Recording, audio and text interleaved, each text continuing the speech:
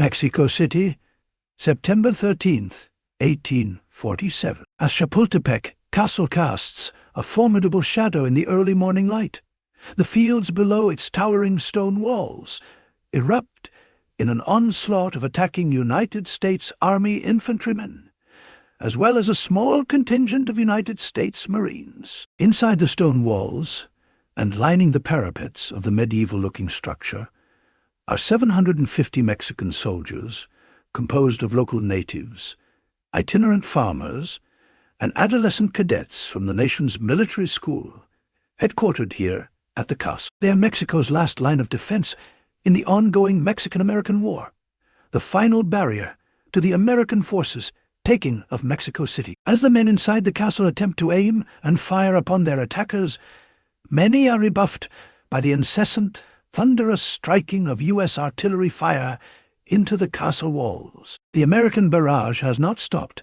since it began the day prior, and every shot seems to further disrupt the nervous systems of the defenders atop the walls. As a thick miasma of gun smoke envelops them, the shrieks and groans of the wounded mix with the shouts of orders from the commanding officers, creating a horrifying cacophony of gore and chaos. In the fields beneath the castles, the American forces have been tasked with what many among them consider to be an impossible mission of weathering the Mexican defenders' fire and scaling the steep castle wall. However, under the staunch direction of their officers, they storm forward, knowing that every second spent in the open could be their last, as bullets and artillery rain down upon them. For their part, the Marines have already carved out a formidable reputation as an invaluable American military asset. It had been November 10th, 1775, when, in the Tongue Tavern in Philadelphia, the Continental Congress had authorized the creation of 2 battalions of Marines. The concept of Marines, soldiers trained to fight at sea and on land, was derived from the British tradition. Many of America's first Marines had served in His Majesty's Royal Marines, learning the unique challenges of fighting aboard wooden ships and conducting amphibious operations. These early iterations of Marines were essentially maritime raiders, whose task was to serve aboard American ships, board enemy vessels, and conduct small unit landing operations. In March 1776, the Continental Marines conducted their first amphibious landing, raiding British naval installations in the Bahamas. Samuel Nicholas, the Corps' first commandant, seized gunpowder and weapons desperately needed by Washington's army. Throughout the Revolutionary War, Marines served aboard American warships, fighting as sharpshooters from the rigging and leading boarding party. During the long and ruthless war, they developed a reputation for accuracy with their muskets and fierce hand-to-hand combat skill. After independence, the Marines were briefly disbanded, but threats to American shipping from Barbary pirates led to its re-establishment in 1798 under President John Adams. This new Marine Corps would face its first major test in the Mediterranean. Their involvement in what would come to be known as the Barbary Wars solidified the Marine Corps culture. In the Corps' first major land operation, Lieutenant Presley O'Bannon led an expedition across 600 miles of desert to attack the Libyan city of Tripoli in 1805. During the War of 1812, Marines again proved their worth in ship-to-ship combat. Aboard the USS Constitution and other American frigates, they served as sharpshooters, picking off enemy officers and helmsmen at crucial moments. Between wars, the Marines developed a unique dual role. They provided security at America's naval yards and also served as a ceremonial unit in Washington. The Marine Band, known as the President's Own, became a symbol of national dignity at official functions. By 1846, on the eve of the Mexican-American War, the Marine Corps was a small but highly professional force. They numbered only about 1,000 men, but their combination of naval and land warfare skills made them uniquely valuable for the coming campaign. When war broke out with Mexico, Marines were among the first units deployed. Now, their unique skill set will be tested to its utmost in the fight for Chapultepec Castle, Along with their rifles and sidearms, the Marines carry climbing ropes and shoulder-long climbing ladders with which to scale the walls of the castle. The castle itself, its very shape and structure harkening back to the days of the 11th century Crusades, is a national landmark of great pride for the Mexican people. The beleaguered Mexican forces fighting on behalf of General Santa Anna's army have endured weeks of critical defeats at the hands of the encroaching U.S. military forces, and have resorted to melting down the giant bells that had once adorned them. Castle parapets for use in making bullets and cannonballs.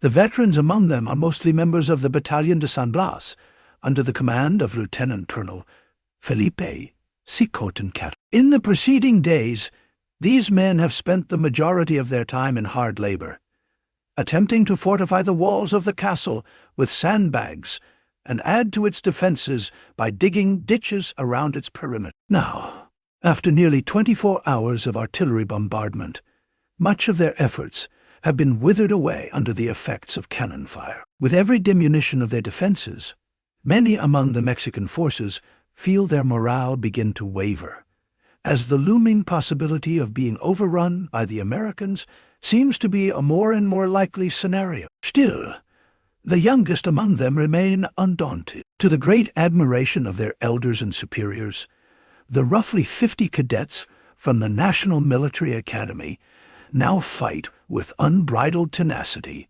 unleashing volley after volley into the attacking American forces. Despite their age and rudimentary training, their resolve carries the air of a Spartan-esque determination to fight until the very end in defense of their homeland. On September 11, 2 days prior to this battle, Colonel Nicholas Bravo had ordered that all of the military academy's cadets evacuate the castle, as he had assumed the oncoming American attack would indeed be a brutal affair. In preparation for the assault, the American forces have been split into 2 factions of 250 men each. The first group is commanded by U.S. Army Captain Silas Casey and General John Quitman. Just after 8 a.m., they reach the road that leads to the entrance of the castle.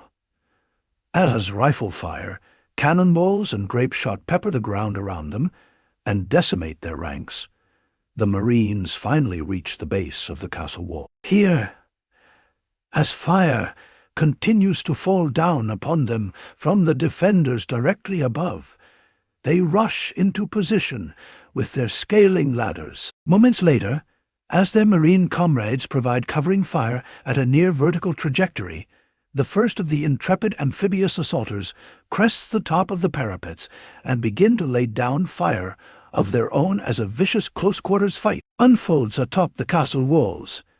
In the midst of the vicious melee, Captain Silas Casey is grievously wounded, leaving Marine Corps Major Levi Twiggs in his place as commander. At the same time, a second party of American troops, under the command of Army Captain Samuel Mackenzie and General Gideon Pillow, advances up the eastern side of the hill atop which the castle lies. For roughly an hour, the battle unfolds as the American forces manage to breach the massive entrance gates and storm the entirety of the castle. Though they have fought ferociously against the divisions of Generals Worth, Quitman, and Pillow at the base of the hill, the San Blas Battalion is nearly completely wiped out, with the survivors retreating further into the castle's interior. Atop the walls of the castle, the surviving Mexican troops from the San Blas Battalion, as well as the remaining young cadets, then fight on as they make a concerted strategic retreat to the castle's northeastern corner. The 5 remaining cadets, Agustin Melga, Juan Escutia, Francente Suarez, Francisco Marquez, and Fernando Montes de Oca, all between the ages of 13 and 20, fight on under the command of the young lieutenant from the National Military Academy, Lieutenant Juan de la Barrera. Finally, as all hope of victory is clearly lost, Cadet Juan Escutia, in a final act of defiance, wraps himself in the Mexican flag and leaps from the high stone walls to his death, rather than be captured by the American forces. By 9 a.m., the battle for Chapultepec Castle is over, as General Bravo officially surrenders to U.S. Army's New York Regiment, and the U.S. Marines hoist the first American flag over the walls of the castle. Though the battle is over, the repercussions of the Battle of Chapultepec have only just begun. They will both be harsh and immediate. At the American field headquarters, a group of 30 Irish immigrants will be among the first to suffer the ramifications of Mexico's defeat. They are known as the San Patricios, or the St. Patrick's Battalion, recent immigrants who had defected from the U.S. Army after suffering the rampant anti-Catholic treatment of their Protestant officers. They had instead chosen to cross the Rio Grande and join forces with their Papist brothers in General Santa Anna's army. Here they had fought valiantly in several engagements, gaining the enduring admiration of their Mexican comrades in arms. However, they had finally been overrun at the Battle of Churubusco on August 20th, just weeks earlier. Now, under the orders of William S. Harney, they are to be executed by hanging. As a particularly pointed caveat to these orders, Harney has insisted that the men be lined up and made to wait for their demise until the moment the American flag is raised over the walls of Chapultepec in victory. As the flag of the victorious American forces is raised, the lives of the unfortunate San Patricios are snuffed out en masse at the end of 30 rawhide ropes. This action, combined with the execution of 16 more men on September 10 at San Angel and 4 more on September 11 at the village of Mexicoke, is the largest massacration in history of the United States. While more than 9,000 American troops deserted during the war, only the San Patricios would face such harsh punishment at the hands of the U.S. Army officers. Back at the castle, General Scott arrives to the cheers of the American forces, and arrangements are quickly made for the Americans to now continue their attack towards Mexico City. By early afternoon, the Army's 15th Infantry has been left to stand guard over the castle as General Quitman leads the remaining soldiers and Marines as they make their way towards the 2 critical remaining points of ingress into the capital city. The Belen Gate is defended by the Morelia Battalion, commanded by General Andres Terres. They are composed of 3 cannons and 180 men. However, with their ammunition supplies already dwindling and now rapidly diminishing, Terres and his men quickly draw back to Mexico City, leaving the American soldiers and Marines with now unfettered access to General Santa Anna's last remaining stronghold.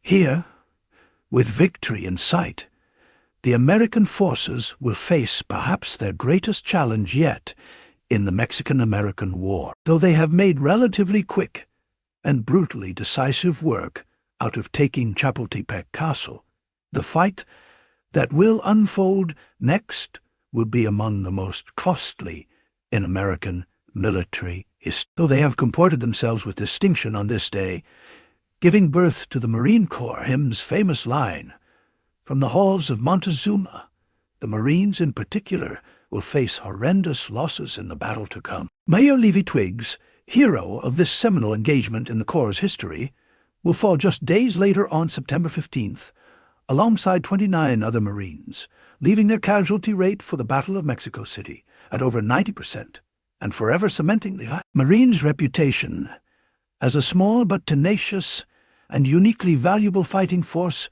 in the American military arsenal. For General Santa Anna, this is truly the beginning of the end, as the fall of Mexico City, as he well knows, will result in Mexico's ultimate defeat in the war. But the stories of heroism, sacrifice, and suffering on both sides of the Battle of Mexico City, as well as the highly consequential and highly controversial ending to the war, are, for tonight, other stories for other times. Thank you for joining us. If you liked this story, click on one of the videos on your screen now to hear more. We'll see you next time on History at OK Corral, home of history's greatest shootouts and showdowns.